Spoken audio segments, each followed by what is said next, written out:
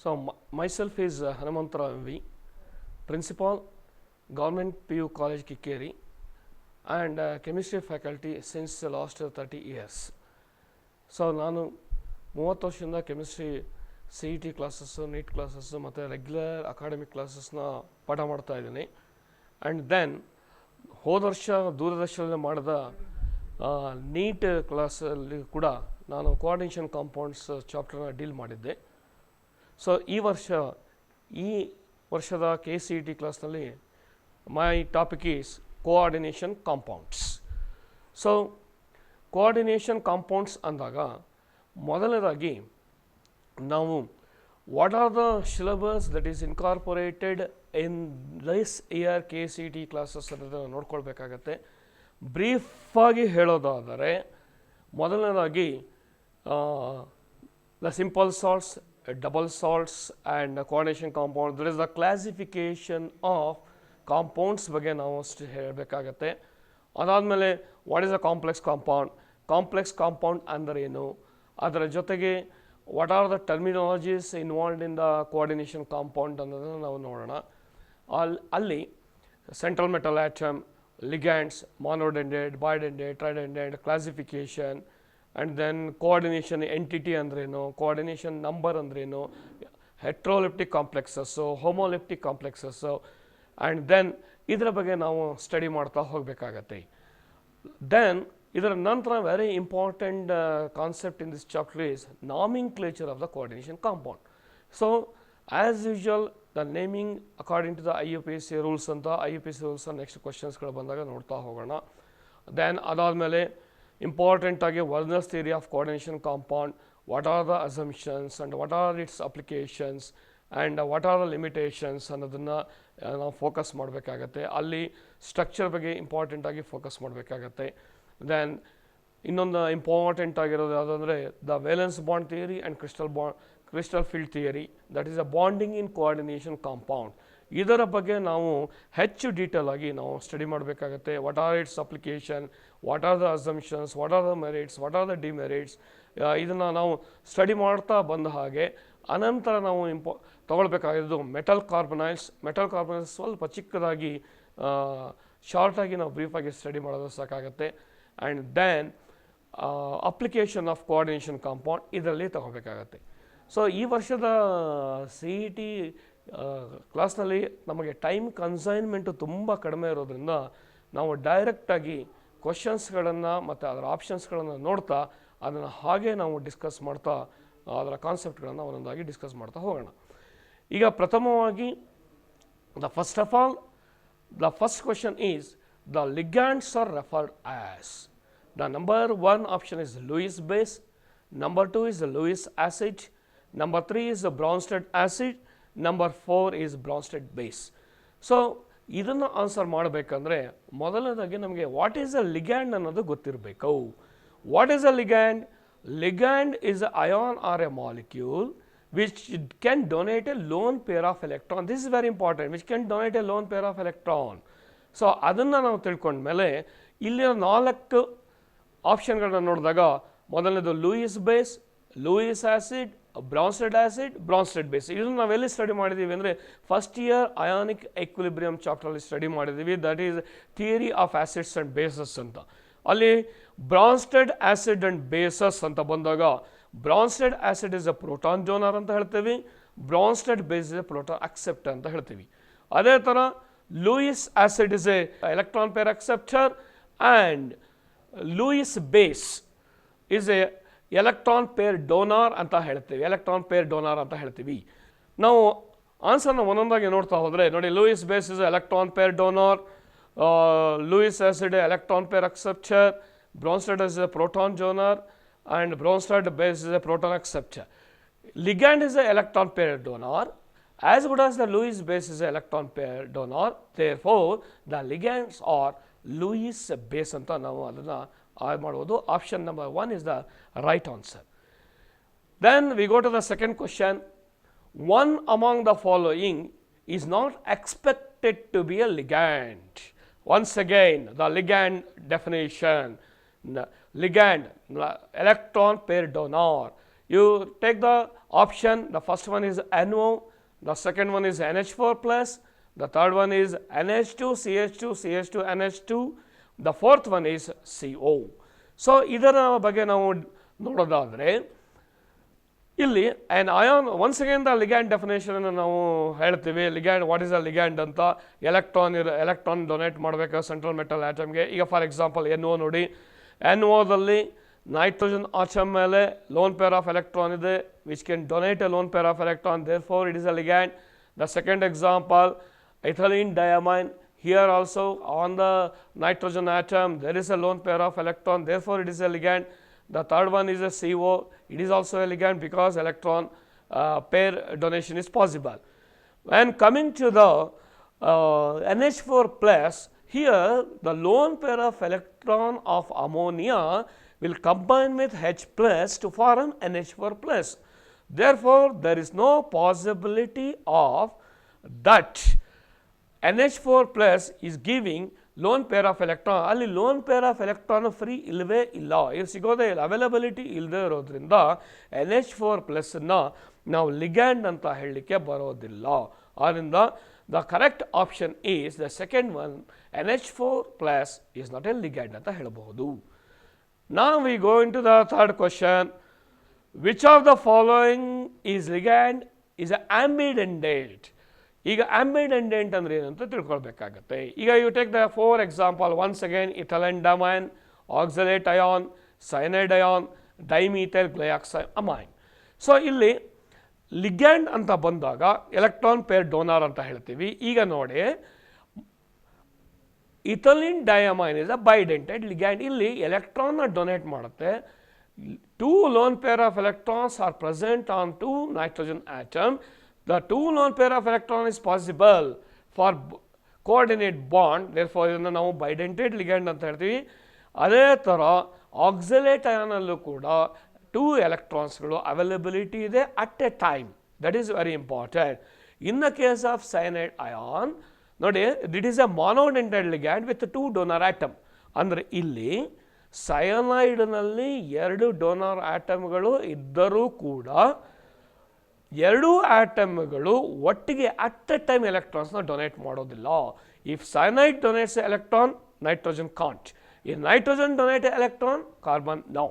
So therefore cyanide ion is a monodentate ligand with the two donor atom. In spite of present two donor atom, at a time it can donate only one lone pair of electron.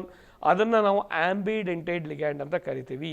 Next option ನೋಡಿ, dimethyl glyoxide. It is a bidentate ligand.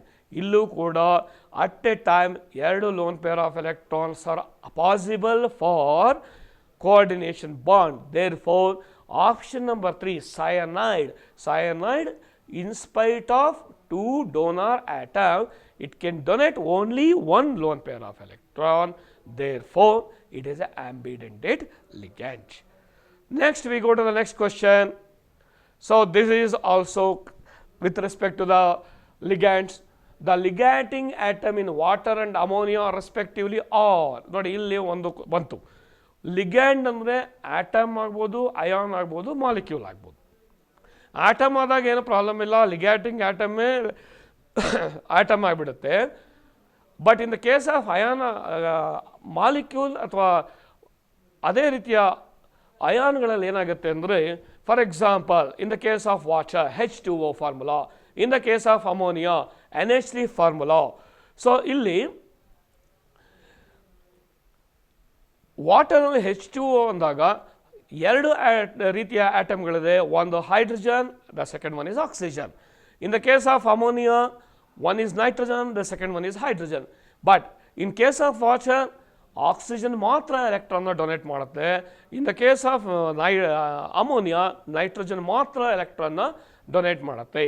ಮಾಲಿಕ್ಯೂಲ್ನಲ್ಲಿ ಯಾವುದು actually electron ಪೇರ್ನ donate ಮಾಡುತ್ತೋ ಅದನ್ನು ligating atom ಅಂತ ಕರಿತೀವಿ. Therefore in the case of water hydrogen ಮತ್ತು oxygen ಎರಡೂ ಇದ್ದರೂ ಕೂಡ ಆಕ್ಸಿಜನ್ ನಾವು ಲಿಗ್ಯಾಟಿಂಗ್ ಆಟಮ್ ಅಂತ ಕರಿತೀವಿ, not hydrogen. Similarly in the case of ammonia nitrogen ಆಟಮನ್ನು ನಾವು ಲಿಗ್ಯಾಟಿಂಗ್ ಆಟಮ್ ಅಂತ ಕರಿತೀವಿ, not hydrogen. Okay, so the next question is which of the following will exhibit maximum ionic conductivity. So ಇಲ್ಲಿ ನಮಗೆ ಗೊತ್ತಿರಬೇಕು basic definition of the complex compound. Complex ಕಾಂಪೌಂಡ್ಗಳು ಎರಡು simple ಸಾಲ್ಟ್ಸಿಂದ ಫಾರ್ಮೇಷನ್ ಆದರೂ ಕೂಡ ಒಂದು ಕಾಂಪ್ಲೆಕ್ಸ್ ಅಯಾನ್ ಫಾರ್ಮೇಷನ್ ಆಗೋದ್ರಿಂದ ದಟ್ ಕಾಂಪ್ಲೆಕ್ಸ್ ಅಯಾನು ಡಿಸೋಸಿಯೇಟ್ ಆಗೋದಿಲ್ಲ. ಈಗ ಇಲ್ಲಿ ಡಿಸೋಸಿಯೇಷನ್ನು ನಮಗೆ ಗೊತ್ತಿರಬೇಕು ಮತ್ತು ಅಯಾನಿಕ್ ಕಂಡಕ್ಟಿವಿಟಿನೂ ಗೊತ್ತಿರಬೇಕು. ಅಯಾನಿಕ್ ಕಂಡಕ್ಟಿವಿಟಿ ಅಂದಾಗ as the number of ions increases ionic conductivity is also increases. ಈಗ ಒಂದೊಂದಾಗಿ ನೋಡ್ತಾ ಹೋಗೋಣ ಯಾವ್ಯಾವ ಥರ ಡಿಸೋಸಿಯೇಟ್ ಆಗ್ತಾ ಇದೆ ಅಂತ. ಈಗ ಮೊದಲನೇದಾಗಿ ಪೊಟ್ಯಾಷಿಯಂ ಫೆರೋಸೈನೈಡ್ ಯಾವ ಥರ ಡಿಸೋಸಿಯೇಟ್ ಆಗ್ತಾ ಇದೆ ಅಂದರೆ counter ion and complex ion ಆಗಿ 4 potassium ion and 1 complex ion ಆಗಿ ಫಾರ್ಮೇಷನ್ ಆಗ್ತಾ ಇದೆ. ಸೆಕೆಂಡ್ ಎಕ್ಸಾಂಪಲಲ್ಲಿ 1 ಕಾಂಪ್ಲೆಕ್ಸ್ ಅಯಾನು ಮತ್ತು 3 ಕೌಂಟರ್ ಅಯಾನ್ ಆಗಿ ಡಿಸೋಸಿಯೇಟ್ ಆಗ್ತಾ ಇದೆ. ನೆಕ್ಸ್ಟ್ ಎಕ್ಸಾಂಪಲಲ್ಲಿ ಕ್ಯುಪ್ರಮೋನಿಯಂ ಕ್ಲೋರೈಡ್ನಲ್ಲಿ ಇಲ್ಲಿ 1 ಕಾಂಪ್ಲೆಕ್ಸ್ ಅಯಾನು ಮತ್ತು 2 ಕೌಂಟರ್ ಅಯಾನ್ ಫಾರ್ಮೇಷನ್ ಆಗ್ತಾ ಇದೆ. In the fourth example it is a neutral complex ಆಗೋದ್ರಿಂದ ಅಲ್ಲಿ ಡಿಸೋಸಿಯೇಷನ್ ಆಗೋದಿಲ್ಲ, no ions are formed. Therefore in the first example 5 ions are formed, in the second example 4 ions are formed, in the third example 3 ions are formed, in the fourth example no ions are formed.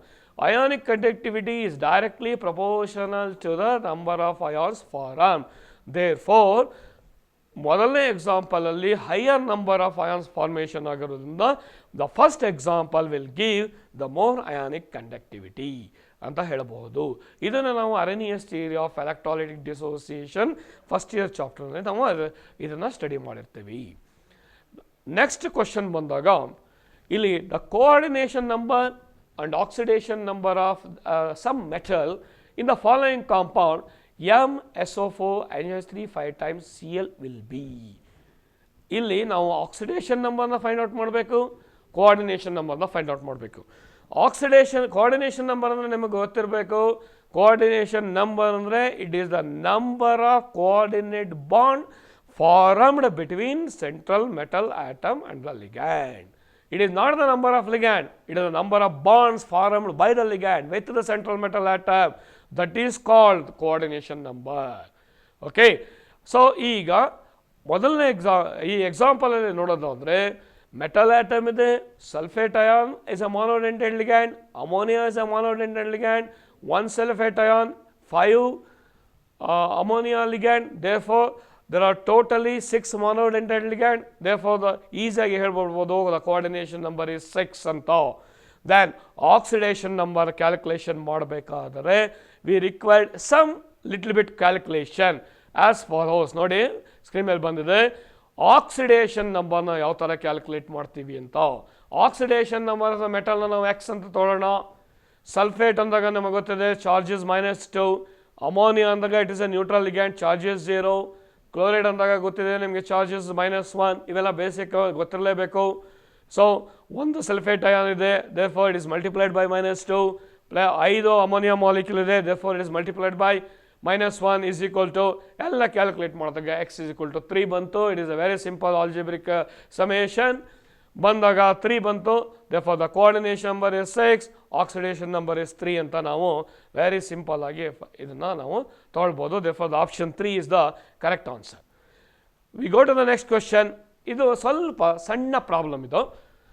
ಇಲ್ಲಿ ನೋಡಿ, when 1 mole of a cobalt complex is treated with excess of silver nitrate solution, 4.305 grams of silver chloride gets precipitated. The formula of the complex is ಅಂತ ಕೇಳಿದೆ. ಇಲ್ಲಿ molecular mass of silver chloride ಕೊಟ್ಟಿದೆ. ಇಲ್ಲಿ ಒಂದೇ ಒಂದು trick ಏನಿದೆ ಅಂದರೆ cobalt complex ಮೋಲಲ್ಲಿದೆ, ಸಿಲ್ವರ್ ಕ್ಲೋರೈಡ್ ಫಾರ್ಮೇಷನ್ ಆಗಿರೋದು ಗ್ರಾಮಲ್ಲಿದೆ. Very simple. ಸಿಲ್ವರ್ ಕ್ಲೋರೈಡನ್ನು ಗ್ರಾಮನ್ನು ಮೋಲಾಗಿ ಕನ್ವರ್ಟ್ ಮಾಡಿಬಿಡ್ಬೋದು. ಹೇಗೆ? Mass divided by molecular mass. Mass ಇದೆ 4.305 ಅಂತ, ಮಾಲಿಕ್ಯುಲರ್ ಮಾಸು ಅಲ್ಲೇ ಇದೆ 143.5 ಅಂತ. ಈಗ ನೋಡಿ ವೆರಿ ಸಿಂಪಲ್ ಕೇಸ್. ಕ್ಯಾಲ್ಕುಲೇಷನ್ ಮಾಡಿದಾಗ mass divide by molecular mass ಅಂದಾಗ 0.3 ಬಂತು. Therefore 1 mole of cobalt complex ಎಷ್ಟು ಮೋಲ್ ಆಫ್ AgCl ಬರುತ್ತೆ? 3 moles ಆಫ್ AgCl ಬರುತ್ತೆ. 3 moles ಆಫ್ AgCl ಬಂತು ಅಂದಾಗ how many replaceable chlorine atom ಬೇಕು, ಅಯನೈಸಬಲ್ ಕ್ಲೋರೈಡ್ ಬೇಕು? 3 ಬೇಕು. 3 ಎಲ್ಲಿದೆ? 4 ಎಕ್ಸಾಂಪಲಲ್ಲಿ ನೋಡೋಣ. ಮೊದಲನೇ ಎಕ್ಸಾಂಪಲಲ್ಲಿ ನೋಡಿ, ಇಟ್ ಈಸ್ ಅಯಾನ್ಸ್ ಫಾರ್ಮೇಷನ್ ಆಗೋದಿಲ್ಲ, therefore no. The second ಒನ್ನಲ್ಲಿ 2 ಕ್ಲೋರೈಡ್ ಬರುತ್ತೆ, 2 ಕ್ಲೋರೈಡ್ ರ್ಯಾಡಿಕಲ್ ಬರುತ್ತೆ, ಅದು ಆನ್ಸರ್ ಆಗೋದಿಲ್ಲ.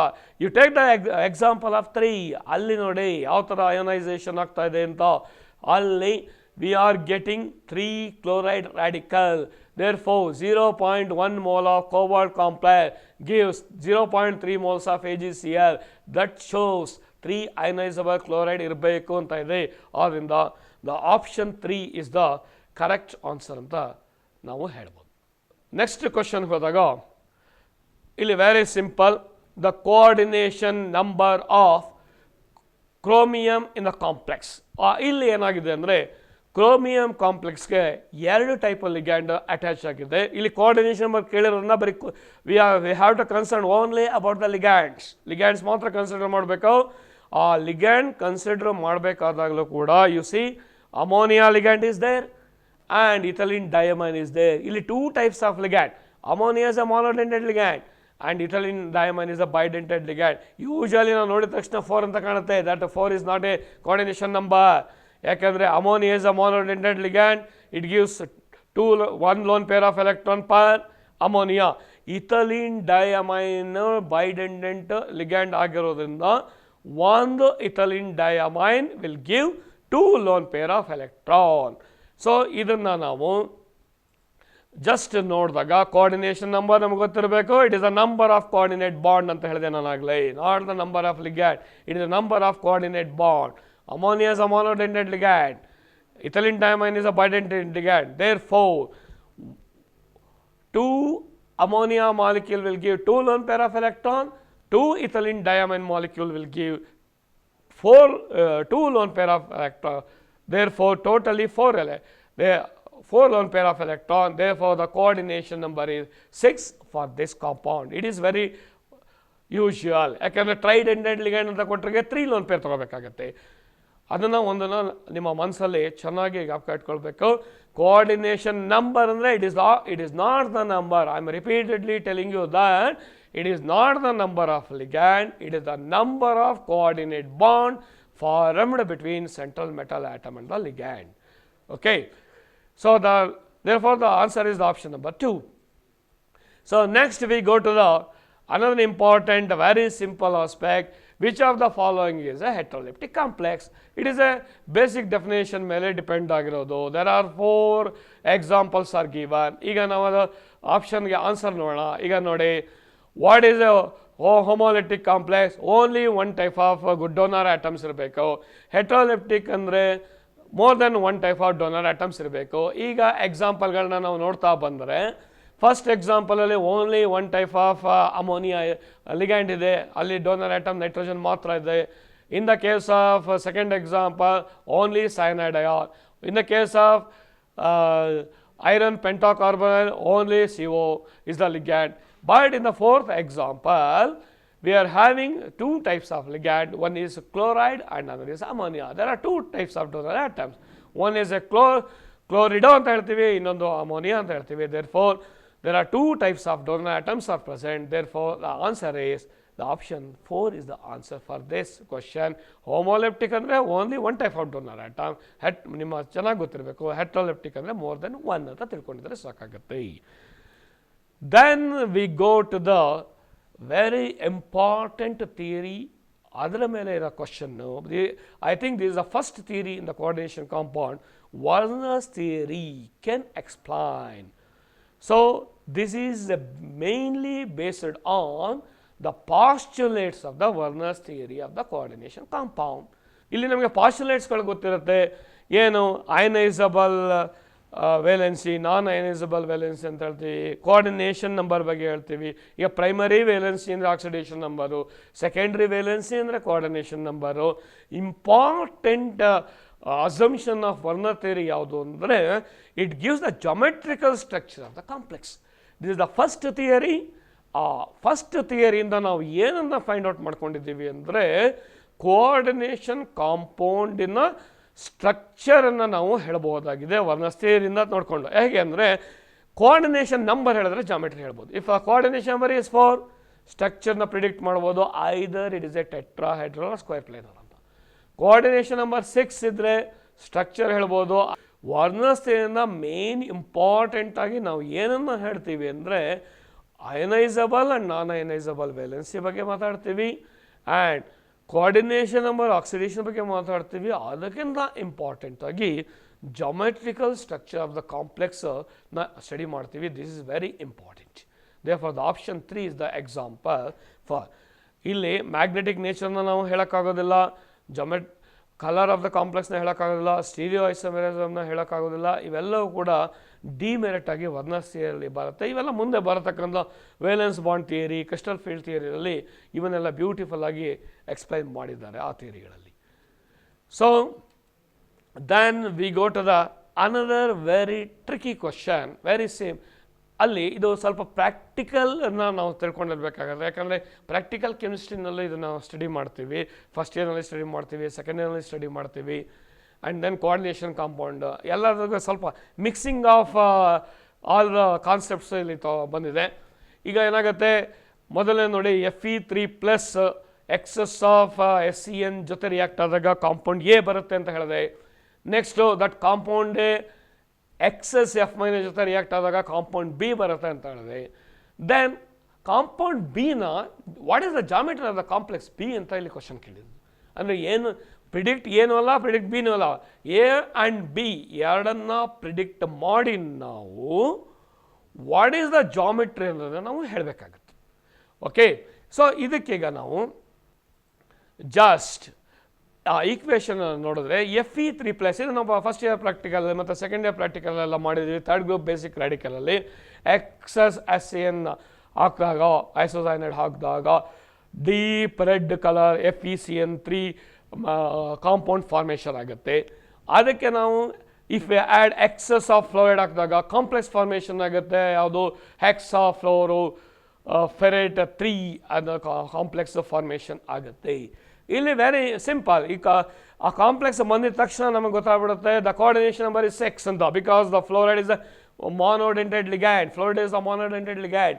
It is the coordination number 6. Coordination number 6 ಅಂದ ತಕ್ಷಣ ನಮಗೆ ಗೊತ್ತಿದೆ ದ ಸ್ಟ್ರಕ್ಚರ್ ಈಸ್ octahedron ಅಂತ ಹೇಳ್ತೀವಿ. The structure is octahedron. The geometry is octahedron.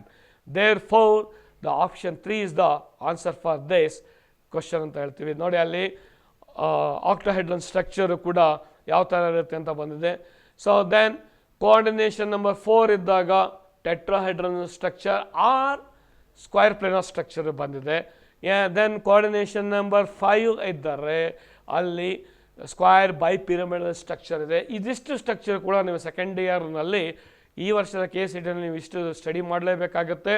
ಇಲ್ಲಿ ಇನ್ನೊಂದು ಇಂಪಾರ್ಟೆಂಟ್, ಈ ಸ್ಟ್ರಕ್ಚರ್ ಇದೆಯಲ್ಲ, ಈ ವೇಲೆನ್ಸ್ ಬಾಂಡ್ ಥಿಯರಿಯಲ್ಲಿ ನಾವು ಹೇಳ್ತೀವಿ, ಅದು 2017 ನೀಟಲ್ಲೂ ಕೂಡ ಈ ಕ್ವಶನ್ನ ಕೇಳಿದ್ರು.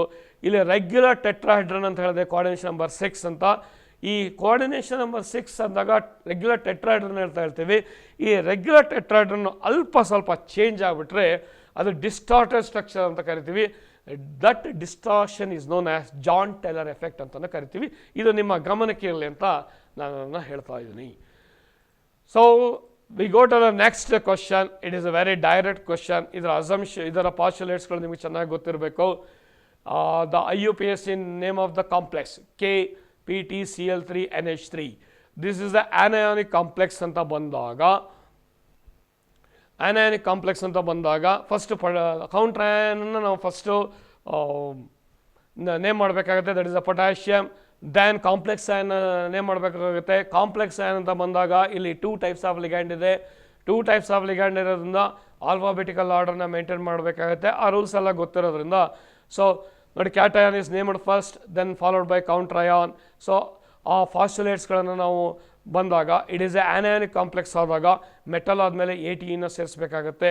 Followed by oxidation number. Oxidation ನಂಬರ್ನ ಯಾವ ಥರ ಕ್ಯಾಲ್ಕುಲೇಟ್ ಮಾಡ್ಕೊಳ್ಳೋದು ಅಂತ ಪ್ರೀವಿಯಸ್ ಒಂದು ಎಕ್ಸಾಂಪಲ್ಲಿ ತೋರಿಸ್ಕೊಟ್ಟಿದ್ದೀನಿ.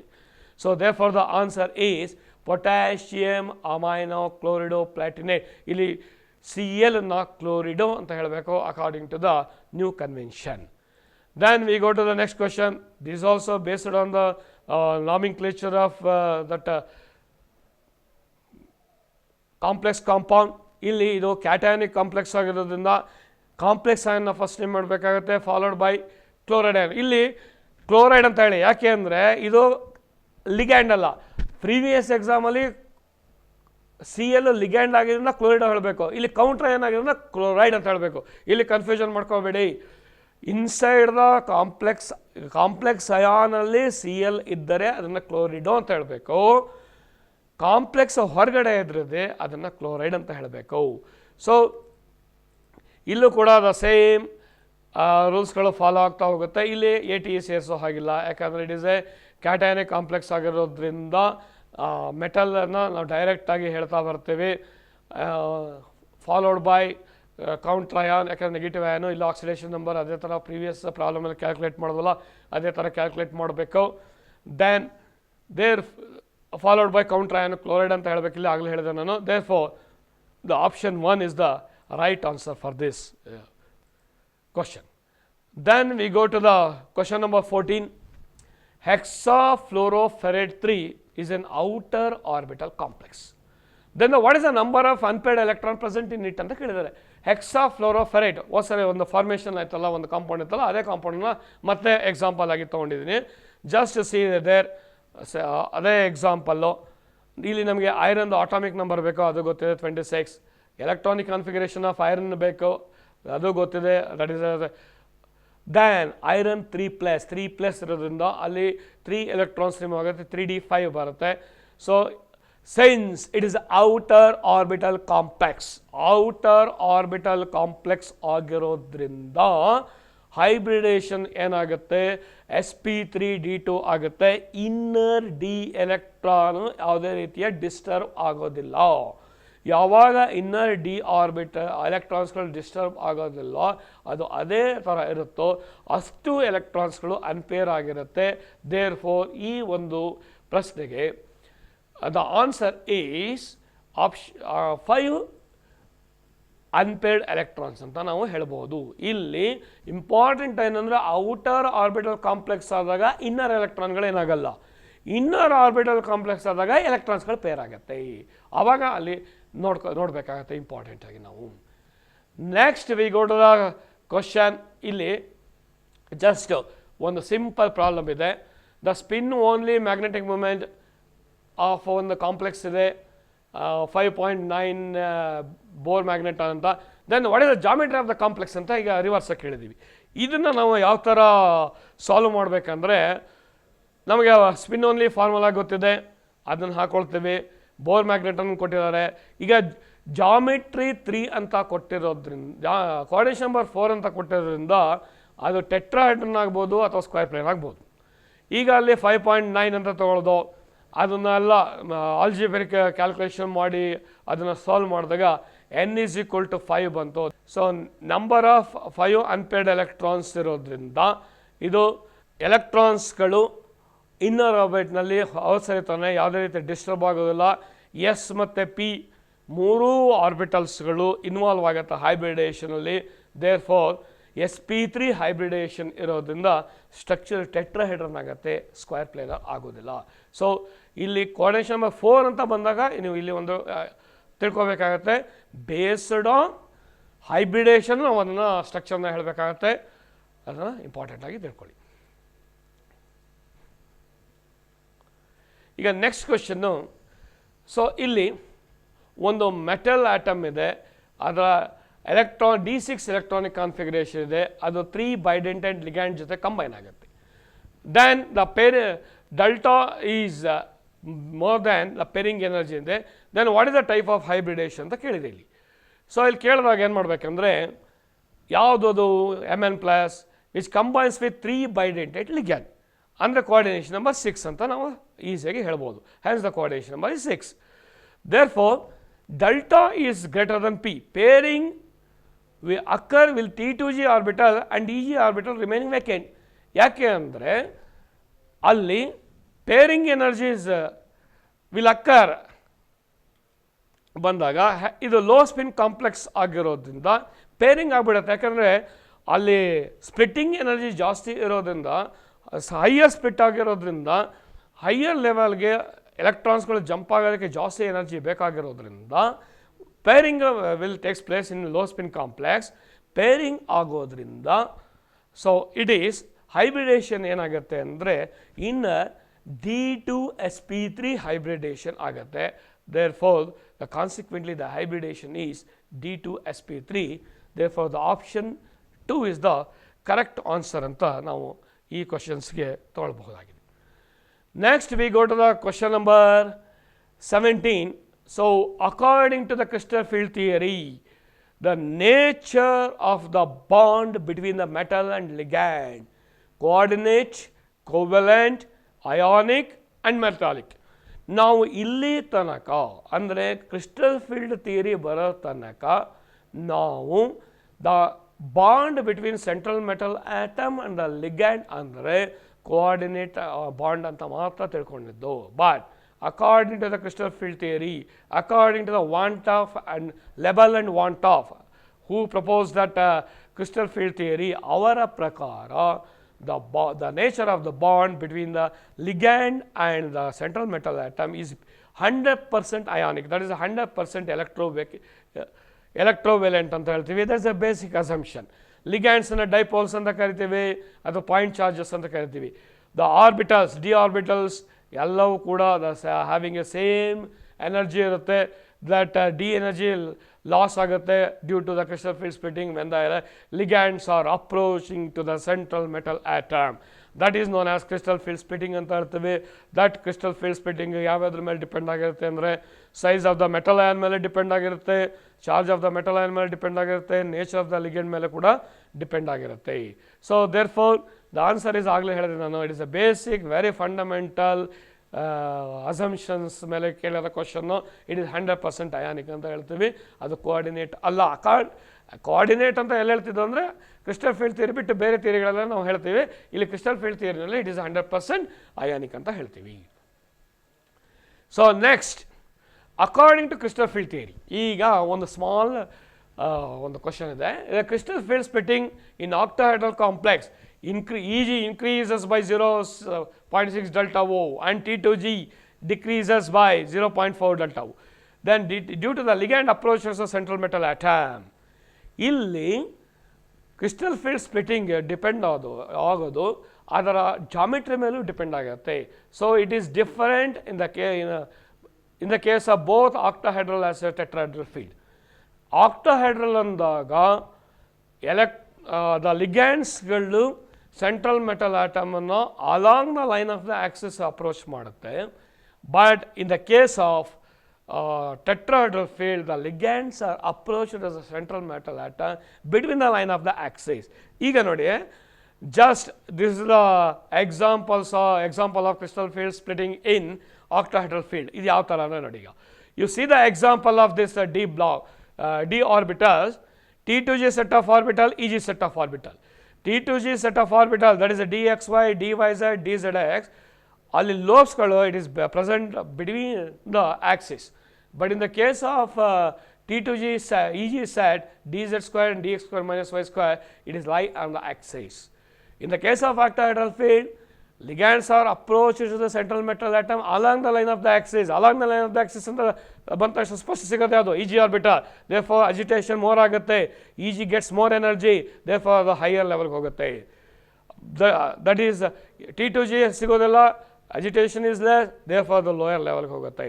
But in the case of tetrahedral field ಏನಾಗುತ್ತೆ, ರಿವರ್ಸ್ ಆಗುತ್ತೆ. ಯಾಕಂದರೆ ligands approaches central metal atom between the axis ಅಂದಾಗ between the axis T2G ಇದೆ, ಅದು T2G ಹೈಯರ್ ಲೆವೆಲ್ಗೆ ಹೋಗುತ್ತೆ, Eg ಲೋಯರ್ ಲೆವೆಲ್ಗೆ ಬರುತ್ತೆ ಫ್ರಮ್ ದ ಬ್ಯಾರಿ ಸೆಂಟರ್. ಅದು ಕೂಡ ಅದರ ವ್ಯಾಲ್ಯೂ ಮೇಲೆ ಡಿಪೆಂಡ್ ಆಗುತ್ತೆ. 2/5 ಮತ್ತು 3/5 ಆ ಥರ ಡಿಪೆಂಡ್ ಆಗುತ್ತೆ. So therefore, according to the crystal field theory, in the case of octahedral, it is on the line of the axis. But in the case of tetrahedral, it is between the axis. ಈಗ ಇನ್ನೊಂದು ಕ್ವಶನ್ಗೆ ಬರೋಣ. Which of the following configuration refers to a high spin complex? High spin complex ಅಂದರೆ ನಮಗೆ ಗೊತ್ತಿರಬೇಕು number of electrons ಜಾಸ್ತಿ ಇದೆ, number of unpaired electron ಜಾಸ್ತಿ ಇರಬೇಕು. ಈ ಒಂದು ಎಲೆಕ್ಟ್ರಾನಿಕ್ ಕಾನ್ಫಿಗರೇಷನ್ಗಳಲ್ಲಿ ಯಾವುದರಲ್ಲಿ ನಂಬರ್ ಆಫ್ ಅನ್ಪೇರ್ಡ್ ಎಲೆಕ್ಟ್ರಾನ್ಸ್ ಜಾಸ್ತಿ ಇದೆ ಅಂತ ಒಂದೊಂದಾಗಿ ನೋಡ್ತಾ ಹೋಗೋಣ ನಾವು. ಸೊ T2G4EGನಲ್ಲಿ ಸೊ ಇಲ್ಲಿ T2G4 ಇರೋದ್ರಿಂದ 2 ಅನ್ಪೇರ್ಡ್ ಎಲೆಕ್ಟ್ರಾನ್ಸ್ ಈ ಥರ ಪೇರ್ ಆಗುತ್ತೆ. ಇನ್ ದ ಕೇಸ್ ಆಫ್ T2G3EG1ನಲ್ಲಿ there are 4 unpaired electrons. So in the case of T2G6EG0ನಲ್ಲಿ ಎಲ್ಲವೂ ಪೇರ್ ಆಗಿದೆ, no unpaired electron. In the case of T2G6EG2ನಲ್ಲಿ there are 2 unpaired electrons. Therefore ಎಲ್ಲಿ ಸ್ಪಿನ್ ಜಾಸ್ತಿ ಇದೆ, as the number of unpaired electron is more, as the number of unpaired electron is more in the second one case. Therefore in the case of T2G3EG1ನಲ್ಲಿ ಏನು spin ಜಾಸ್ತಿ ಇರೋದ್ರಿಂದ answer option is the second one is the option ಆಗುತ್ತೆ. So the next question is, ಇಲ್ಲಿ ಒಂದು simple problem ಇದೆ.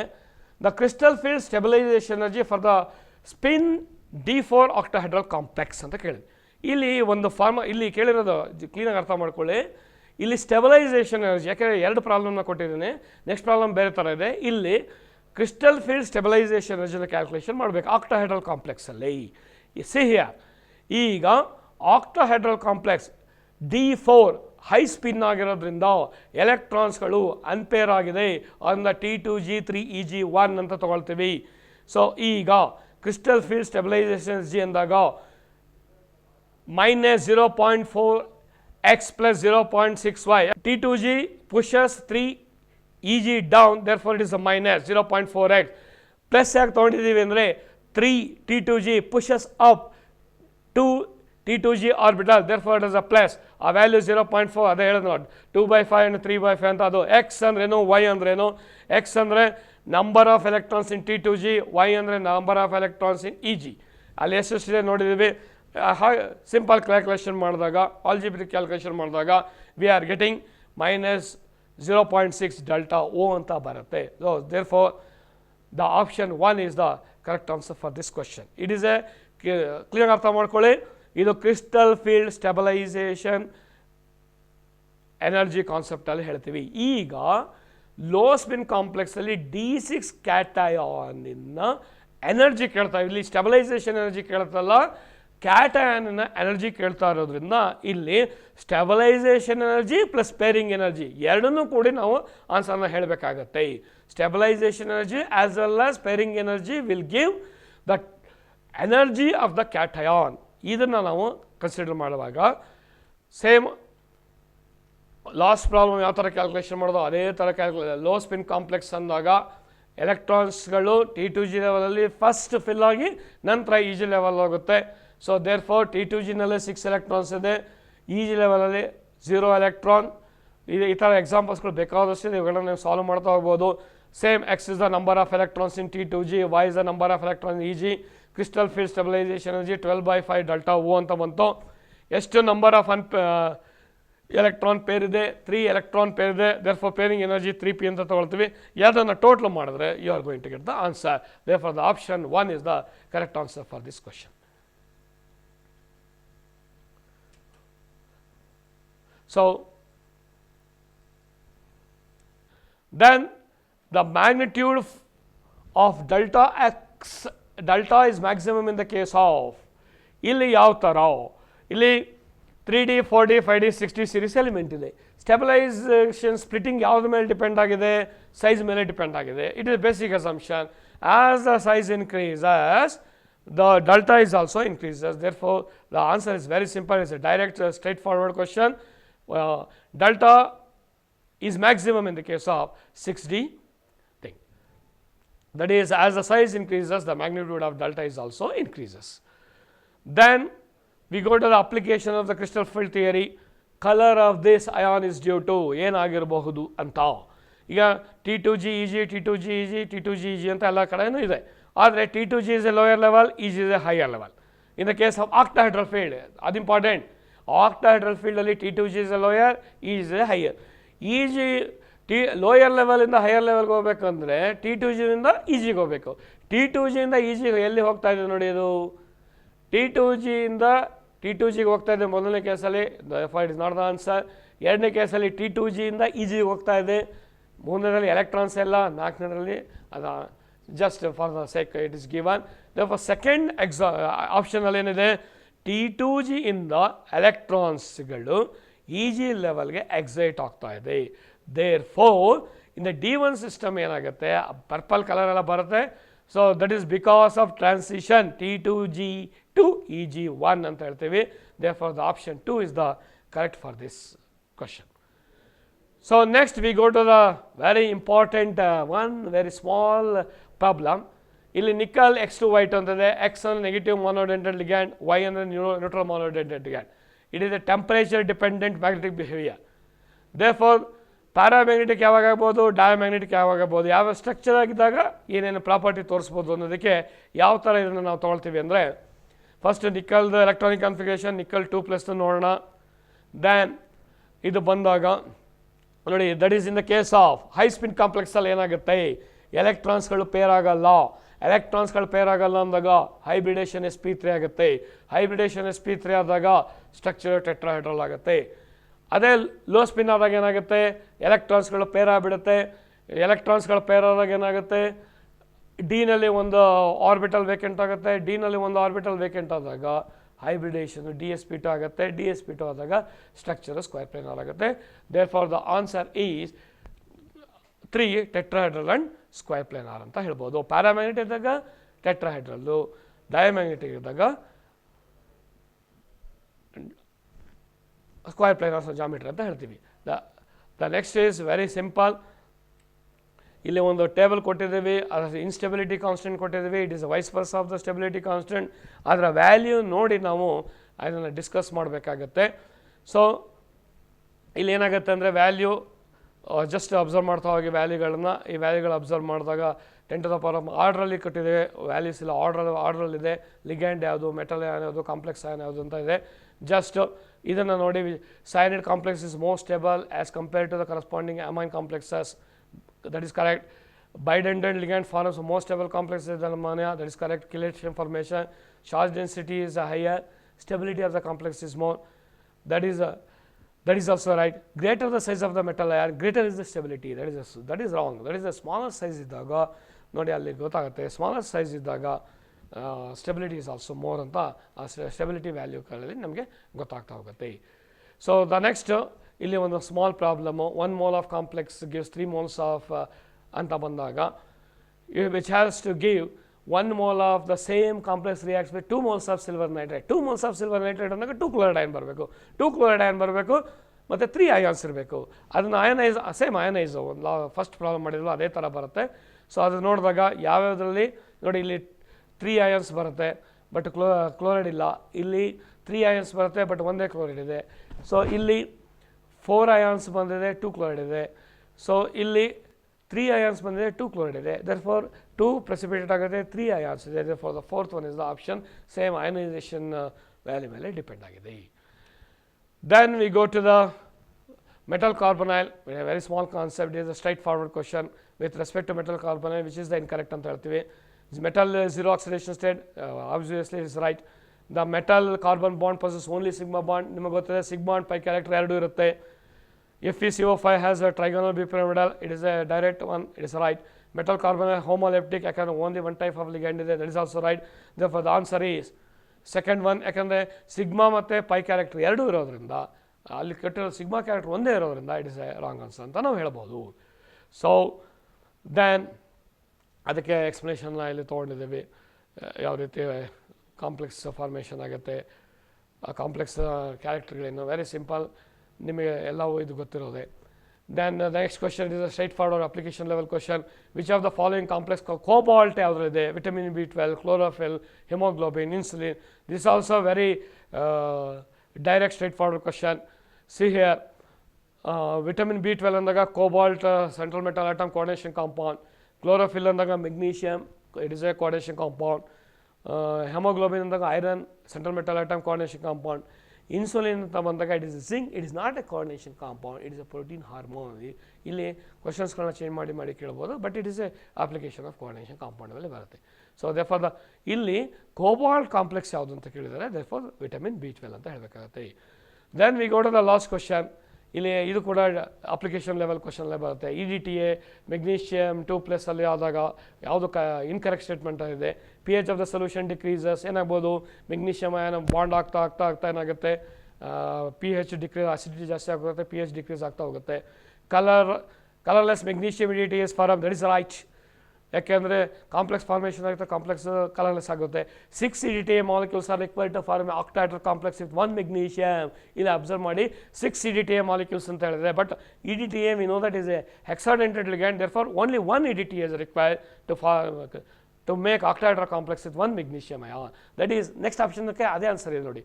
All 6 coordinate sites of 1 magnesium 2+ are occupied by 1 molecule of EDTA. Therefore, which is the wrong ಅಂದಾಗ 6 EDTA molecules are not required, only 1 molecule is required ಅಂತ ನಾವು ಹೇಳ್ಬೋದು. So these are all the some of the examples of the questions which may appear in the your coming examination.